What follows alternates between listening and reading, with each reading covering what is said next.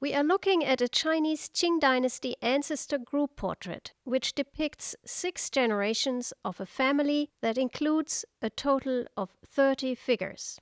This painting required extensive conservation treatment before it could go on view. First, we did an initial condition assessment of the painting in the frame. The painting's condition was discussed with curator Clarissa Van Spee in order to determine the format in which it would be displayed. Chinese painting conservators Pingfang Zhu and myself first added a gelatin solution to bind the flaking pigment layers to prepare it for wet treatment. For the wet treatment, warm water was gently introduced onto the painting surface with a Chinese goat hair brush. After the water was absorbed by the painting, we used soft towels to soak up water and discoloration from the surface of the painting. We repeated this until the towels were clear. Next, we flipped the painting over to begin removing the old lining papers and previous repairs. Next, a new lining paper was prepared to attach to the back.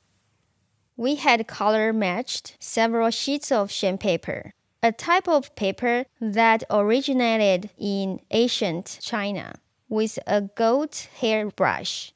Each sheet was then lifted onto a rack to dry.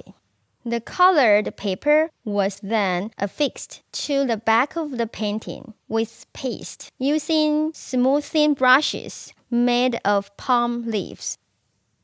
While the painting was still wet, we placed another sheet of pasted paper in the areas that had losses to compensate for the thickness of the painting.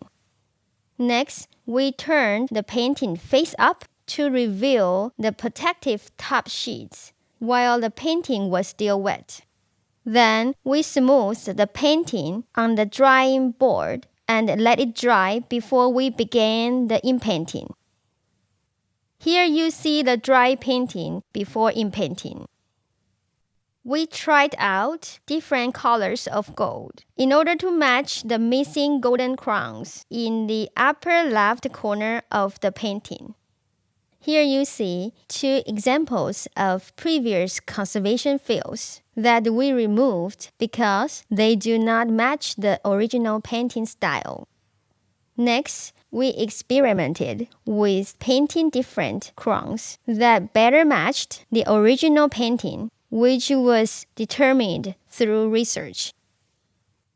Here you see all inpainting of the 2 crowns and flowers done in a freehand brushwork style that did not match the original.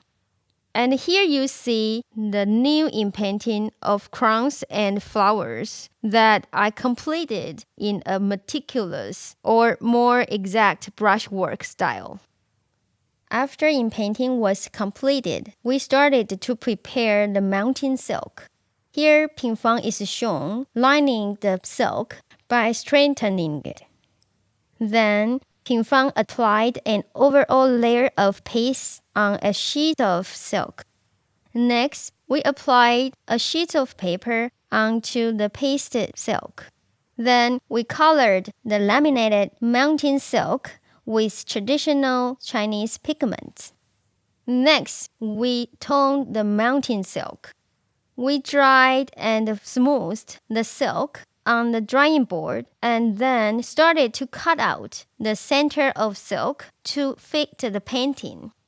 We pasted the perimeter of the painting and placed the painting to fit the window cut in the mountain silk and then joined them together.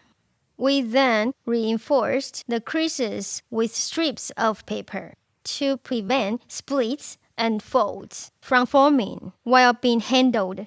Finally, we applied the final top lining over the whole painting and put it on a drying board for a year. Here you can see the transition of the painting from before treatment to during treatment to after treatment. The treatment included the stabilization of creases, the replacement of lost paper, the addition of lost painted areas, which is reversible. A recent gift to the museum, this Chinese ancestor portrait painting was successfully remounted as a hanging scroll in the museum's June and Simon Lee Chinese Painting Conservation Studio.